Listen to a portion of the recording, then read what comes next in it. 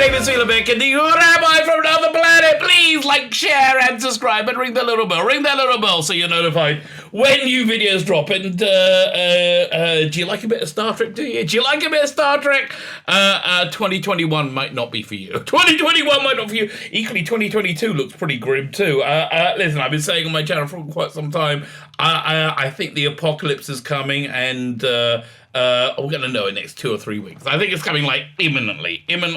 Hopefully I'm just bonkers, right? I mean, listen, that isn't lost on me, that I might just be completely insane. That's actually kind of what I hope. But anyway, my thought when I was looking at these awful Star Trek trailers, which we're going to be going over in this video, was, let's say there is an end of Western civilization, or all civilization. Let's say there is. At least we won't see the Star Trek Discovery season 4 or whatever it is, or season, or was it the Picard season 2? Oh, it's all so awful. It's all so awful. Anyway, so we're going to be looking at them now. In Paramount, the CBS are what we call in psychological, so in rabbinic circles, little pussy crybabies, piss babies, and they will copyright strike me if I play the trailer. But I've got a plan. I've got a gazillion screen grabs I took from each trailer, and I wrote out the script. I will perform it for you. And I'll say, it'll probably be quite a bit better.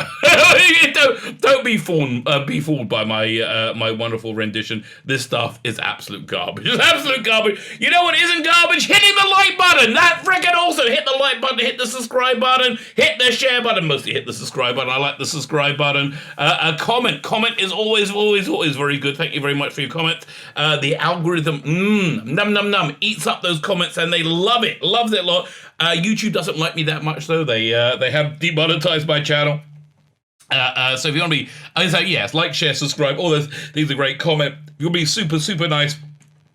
Go check out my Indiegogo. So this is ending in a week. I think I'm ending this in a week because I want to open my new one. I want to start the next one. I'm like, I want to send you your comics. Basically, bottom line. So you got these 2 graphic novels, a whole bunch of extras. I'll just whiz through them quickly. You get these cards. The what's it called again? The for the male gaze cards. 6 cards based on my titillations when I was 12-year-old. I might add some new stuff on before the end of the campaign, right? I am thinking of doing an older Tom Baker in costume poster with an older Liz Sladen in costume, in the 1970s console room of Doctor Who, and we'll call that poster Forever Young. Forever Young, because I do think there's a reality out there somewhere where you got the Fourth Doctor and Sarah Jane just going on forever. Wouldn't that be wonderful? Wouldn't that be absolutely wonderful? Anyway, you also get this poster. We hit $8,000. Everybody gets these posters as well. They're A2. That's 18 by 24. You can get these add-ons. The Eyes Have It and Reversal Polarity of the Neutron Flow. But I might be do the other poster as well, which sounds pretty darn sweet. You know what doesn't sound pretty darn sweet? Yeah, so you've guessed it. It's the new Star Trek trailers. Oh my god. Yeah. Honestly, when you do something really awful, right? Really. Let's say. I kind of remember this one. So when I lived in Miami, the local grocery store was called Publix, right? And it was an elderly gentleman. There's a lot of elderly gentlemen in Miami. And poor man, he was obviously old and deranged, and he pooped over himself. He pooped himself while he was there, right? I was like, oh man, that's really bad. That was actually one of the worst things I can remember. Now, that gentleman, deranged though he was, and I do hope he's well, I doubt if he had his faculties. Somebody said, "Do you remember that time you pooped yourself in the grocery store, Publix? Do you remember that time? Want to do it again? So most normal people would go, no. But people who make TV today are normal people. They're all insane. They've done a really bad job. There's been. These things have just failed. Completely. There's no audience for them. Nobody really likes them. There's no social media footprint for them. They're just garbage. They're just utter garbage. And so they said, you know that utter garbage we made? You know that stuff? Let's do that all over again. Let's do the time will begin. Basically, so so where is it? Yeah, okay, let's start over here. So this is, well, first we're going to look at the Picard trailer. Let me just make that. I'll make that a bit bigger. How do I do that? I go, there you go. Okay. So the first thing we see, the Paramount Plus logo. Listen, anything that has, what's his name? Steve Colbert as their front man, I'm just not interested. He's not funny. He's a massive dick, and I'm not really interested in his politics. Anyway, so we see Paramount Plus, their new streaming service, which who gives a crap? Okay, there's nothing worth subscribing for. Will it be? Will it be on Amazon? I wonder internationally. Will it be on Netflix? Either? Who knows? I really don't know if Discovery's going to be on Netflix. God, I hope not. I got to cover it. It's just really my overwhelming impression was just intense depression that these things that they're just like, yeah, let's make more. Let's just do more of it. Yeah, just intense depression. So we see the Paramount Plus logo, and we see the crappy chateau that they swapped out the Enterprise for. You remember in Star Trek when you had Captain Picard on the bridge of a spaceship, and it was like flying around, it's super cool. Yeah, that's not Picard. Because the only thing worth watching Picard for was there was one super hot robot girl in it called Soji, but she got, weirdly enough, when they had, like, when you saw a gold version of her, she was super hotter. But that, other than that, there was really, like, had no relationship to the character you knew whatsoever. And Captain Picard, Patrick Stewart, is just so frail. It's so frail and old, and it was garbage. First season Picard, utter garbage. So so they spent a lot of time in the chateau. They had a holodeck chateau which they're in. I think basically this is in South California, so where Patrick Stewart doesn't have to go far, right?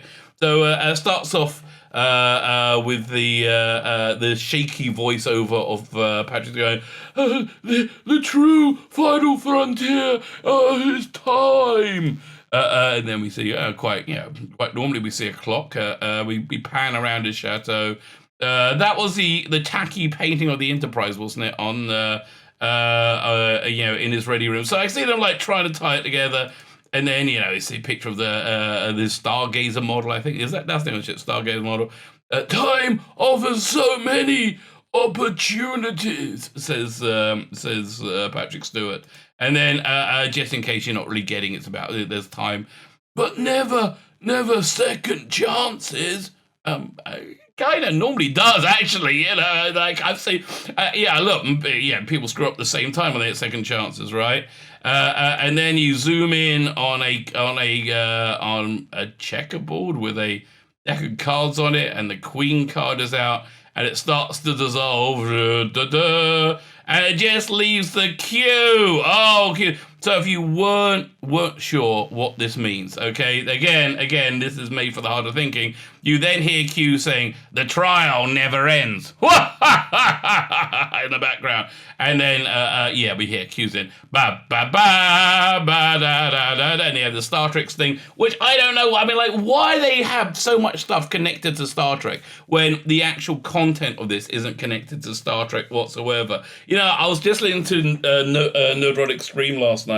I was so pissed off. He came online after being on holiday for like a week or two. He came, my stream started as I started my stream. So I'm like, crap, that means half the people from my stream are going to go over there and watch that. And crap, I can't go with them because I'm doing a stream. So yeah, but his analogy he gave was really clever. It was as if you go to a restaurant and then you order a peanut butter and jelly sandwich, and they bring you instead a peanut butter and spam sandwich. So that would be bad for me because spam is actually made of ham, spiced ham. I'm a bit Jewy. Don't dig on the swine. Actually, I do dig swine. I'm just not allowed to eat it.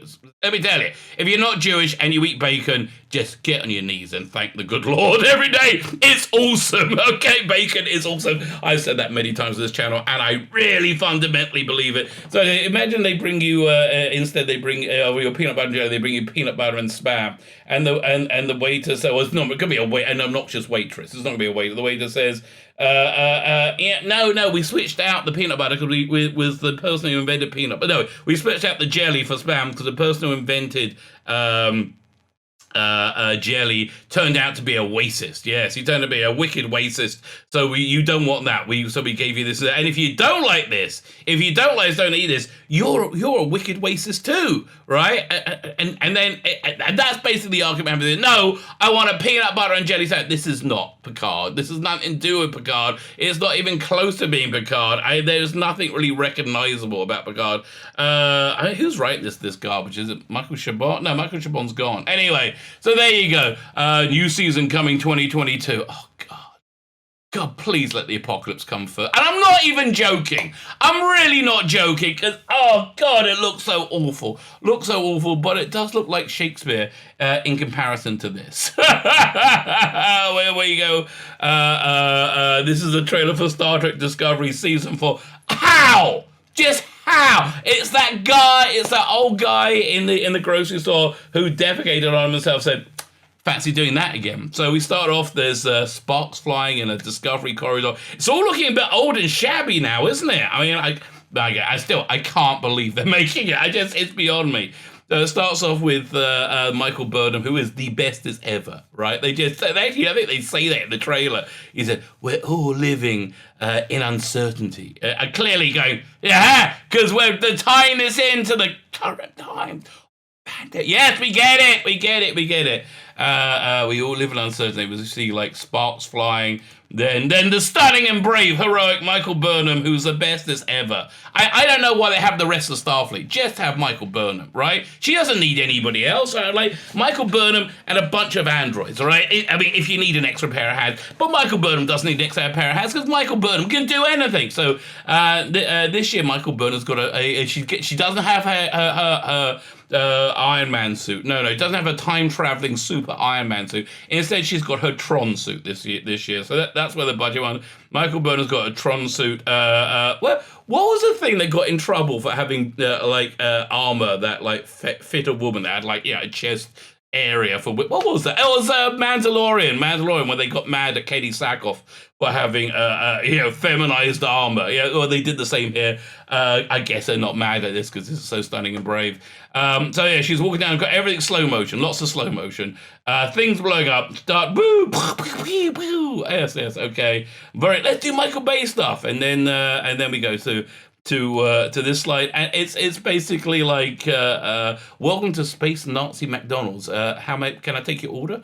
Do you want us to annihilate Jews or another class for you today? I look at this. Let me zoom in. Michael Burnham, what's her name? Shanika Martin Green. My friend Dan on the Type 40 podcast, when I was going over this with him on my stream last night, he really thinks that Michael Burnham is attractive. Again, she just doesn't do it for me because look at this acting. Look at this incredible acting she's doing. She's like, wow, so it's really bad. Oh no. And then the voiceover goes, and the stress is taking its toll. Did I say that? Oh no, that's not the line. The next line is, even for a crew as familiar with it as this one. So we're living in uncertainty, even with a crew as familiar with uncertainty as this one. Bit of Stamets action. He's actually a pretty good actor, right? He generally speaking, him and Saru normally transcend the material. And when he's not playing super smug gay person, because why can't they just have people? But no, it's always super smug gay person. They're always brushing his teeth with Dr. Gay, Dr. Kolber, his only characteristic is he's gay and he's wonderful. That's basically it. I'm zoomed in a bit. Here we go. So he's looking around. Oh my, what's going on? So we're living in uncertainty. This is certainly going to be garbage. We're living in uncertainty, even for his crew as familiar with it. This one, the stress is taking its toll. I can see the stress is taking its toll. Tilly, poor Tilly. I think she's been put on some weight in between episodes. I honestly. She had a whole thing come out last year when she's like, I'm not going to be body shamed. Okay, listen, there are It's not a question of body shaping. I'm a very fat person, okay? I am a very fat person. Tilly, so are you. You're not as fat as me. You're not as, but you're much younger than me, and you're an actress. You know, there is an ideal of beauty in the world, right? There's an ideal of beauty. Stuffing your face full of cream cakes is not it, right? Listen, I know you should be able to be a stunning, brave, fat woman, right? And be fine. No. Again, and also, look, this is the 23rd century, this is the 29th century. This is Star Trek. Okay, two things. When you watch Star Trek and you watch TV in general, you kind of expect to see attractive-looking people. Attractive-looking people look attractive. That's why they hire attractive-looking people who look attractive. But in the Star Trek universe, you expect to see healthy-looking people. Tilly, you don't look healthy. You do not look healthy. Even when you're standing next to, you can't really see him here, but it looks like. Does this a highlighter? No. Here you can just see him here. She's standing next to Lieutenant Bollockhead. Okay, that's another one of the great ideas. People never saw Star Trek thought they'll do it. Let's do a bit of Lieutenant Bollockhead. But here comes Burton to save the day, and she says just words of wisdom because she's so wise and she's so brave and she's so stunning.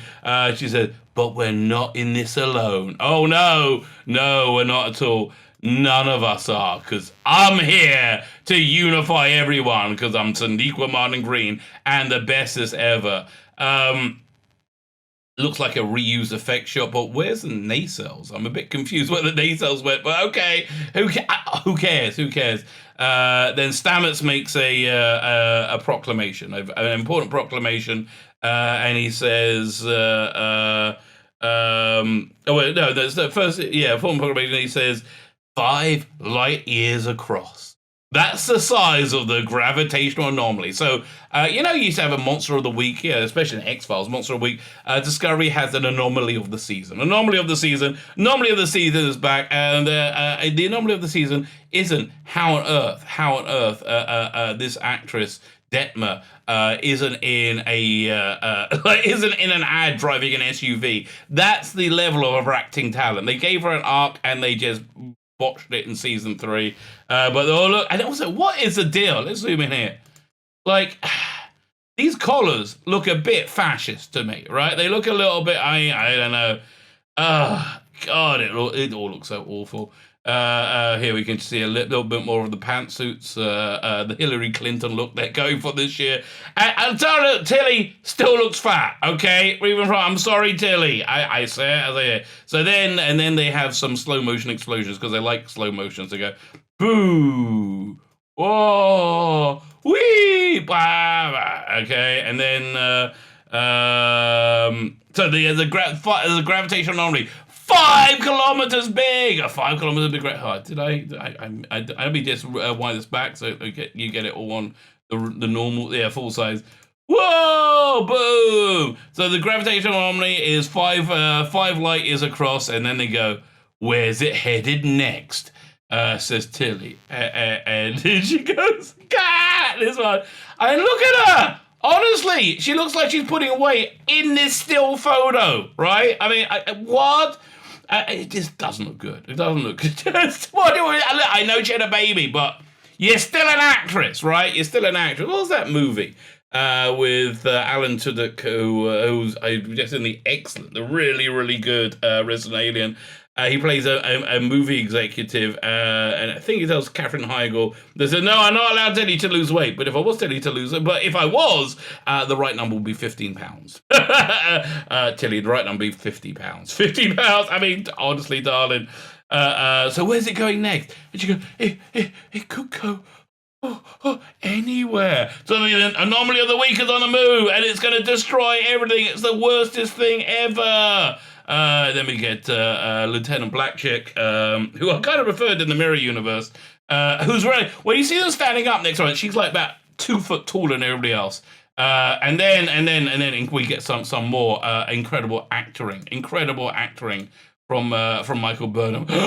She goes, and then she goes, some more, and then she goes, oh, Oh, but if you play it backwards, it's not so bad. But you play it this way, not so bad. By the way, do you remember the Girls Gone Wild videos? The thing that was big in the '90s, right? Where they would pay college girls to get drunk and take their clothes off, right? If you play those videos backwards, they put their clothes on. It looks like they've they decided to get a better life for themselves. So if you watch them that way, it works a lot better. Works a lot better. I remember they used to advertise all the time on the Howard Stern show, right? That's when Howard Stern was good. And it turned out that if you bought one of them, right? If you firstly, never do that, right? But if you bought one of them, they would just keep sending them to you and charging you, right? And you're not going to be able to complain because because it's called, like, I don't know, Mr. Pervert Company or something like that. It's so I digress. Probably better acting than this though. And then we get to see a bit of Dr. Gay there, looking resplendent and gay in his gayness. I call him Dr. Gay because firstly, Hills versus Babyface came up with the idea, but secondly, it's his only defining characteristic is I'm gay. I'm so super gay and wonderful. Yes, you are. And Tilly looks a little bit famished. She's like, are the replicators broken? Really? I'm a bit peckish. I know, Tilly. And she says, oh, where's it going next? It could go anywhere. And we may not have any kind of warning at all, unlike this. This is a warning that Star Trek sucks ass, right? Star Trek sucks ass. And in 2021, oh God, please, no. Please let the apocalypse come instead, okay? Instead. Let me zoom out. It's welcome to Fascist McDonald's. Can I take your order, please? Really, that's the thing that goes through my head whenever I see this. It really is. It's like, welcome to Fascist McDonald's. Can I take your order, please? Maybe I'll do that for the thumbnail. That'd be fun. It could go anywhere next. What's the next line? And then we have the new leader of the Federation. How do I know she's a leader of the Federation? She's a woman. She's a stunning and brave woman. And she says, Federation or not Federation. No, I missed a bit. 1 second. She says Federation or non-Federation. And then we get a bit of Star Trek action when it goes, look out! Pew! Pew, pew, pew, pew, pew, pew, pew, pew. Get lots of pew. And it goes, the Federation or non-Federation. The anomaly threatens us all. I think they're trying to say we're stronger together. I think that's what they're trying to say. Then we go back. We got to get some more stunning and brave Dr. Gay. Of course, he's holding hands. What are they? Oh no, she's also holding hands with the other doctor. Oh, maybe they're having a throuple. Was it the Son of Threat? And whatever it is, because we don't know. Thankfully, we have Dr. Gay here. Dr. Gay is going to make us all feel better in our beds. Dr. Gay smiles with his beneficent smile and says lovingly, we'll figure it out together. Because I'm just a good gay person. Because I'm gay. Because I'm Dr. Gay. God, I hate Wilson Cruz. Then we have the Vulcan woman. I think she was in season 3. They're called Vulcans anymore. Whatever, Nakdar or whatever. Oh God, I hate this. I just really hate this show. I mean, again, I like Star Trek. What do you want? What do you want at me? Indeed, we are more than allies. And then we do a bit of making peace. Of course, Michael Burnham is there to ensure this happens. In the face of fear. I am facing fear. And honestly, not fear, more depression. It really genuinely depresses me that they're doing them. I mean, I blow me. Captain Burnham.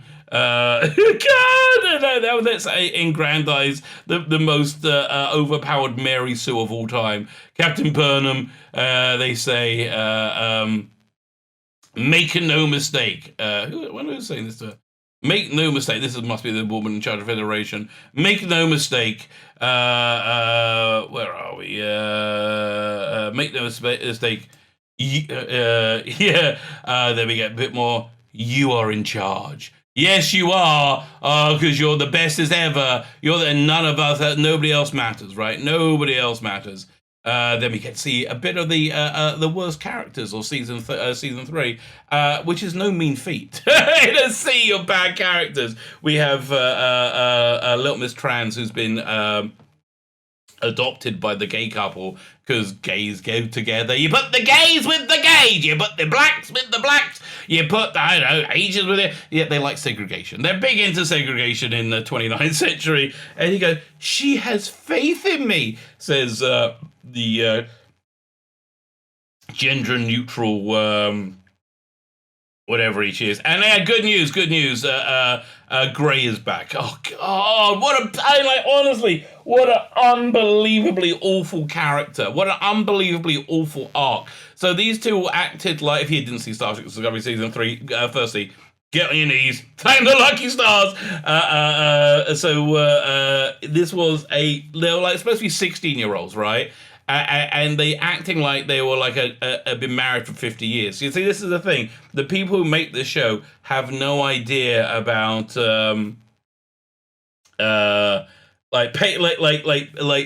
paying things off, building things up and paying them off. Everything's an instant payoff in their moronic universe, which makes it has no stakes, which makes it just generally quite boring. Looks like another reuse effect shot, and the Discovery's impulse engines looking a bit Klingon-y to me, to be honest with you. In the face of the unknown. No, I know what this is going to be. It's going to be garbage. It's going to be utter garbage.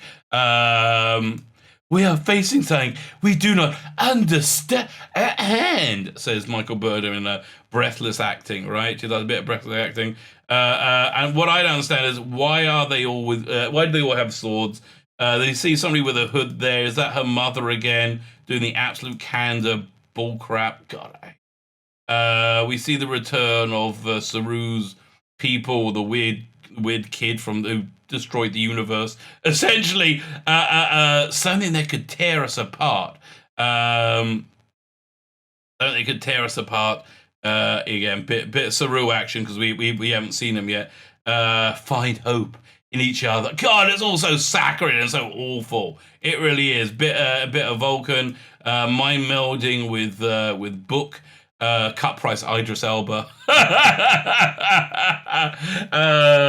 So they could tear us apart. There is only one way to confront the unknown, and then we get a whole bunch of bollocksy kind of action-y things. Oh no, things blowing up! No, bing, boom, boom. Oh no, post-traumatic stress disorder. And the cat's back. Everybody relax. The cat is back. But fortunately, we have Captain Michael Burnham is being stunning and brave and the bestest ever to sacrifice herself and go against the odds to do some bullcrap. And so the only way to confront this is let's hold hands, and say together. That's the way we confront it. We confront it together. Ba ba ba. Coming new season, coming 2021. I would rather the apocalypse. I don't think I've been unclear about that. Then finally, on First Contact Day, we got the reveal of Janeway from the awful-looking Star Trek prodigy. Really. Listen, what's her name? Kate McGrew. Big-time feminist, big-time leftist. She loves AOC, who is Alexandra Ocasio-Cortez, who is a major league moron, and she hates all feminists. So why has she been idealized and made thinner to look than she's ever been in her whole life? In these, the character is a computer recreation of whatever Janeway. But there's a traditionalist white male view of idealized beauty going on here. Why do you put up with it? I know why you put up with it, because you're a moron and you're a hypocrite. Star Trek's back. Oh God, but Star Trek's further away than it's ever been before. But you got go on Google Star Trek Project. If you can see one character that looks like they come from Star Trek, good luck to you. So there you go. Time to tear your clothes and put sackcloth and ashes on. Star Trek Discovery is back, and I wish I was joking. That it made me genuinely depressed, but it did. It made me genuinely depressed. Yeah. I mean, it's like saying it, and I hope we're as well. But like, and I do think I'm probably bonkers, and the apocalypse isn't coming. But I think but you asking me what I think. I think the apocalypse is coming. I think it's coming in a couple of weeks, 2-3 weeks. But I hope I'm bonkers and wrong. But if I'm not, thank God. Thank God! Thank God we're not going to watch this garbage. My name is Cena Beck, and you are Rabbi from another planet. Please like, share, and subscribe, and ring that little bell. Ring that little bell so you're notified when new videos drop.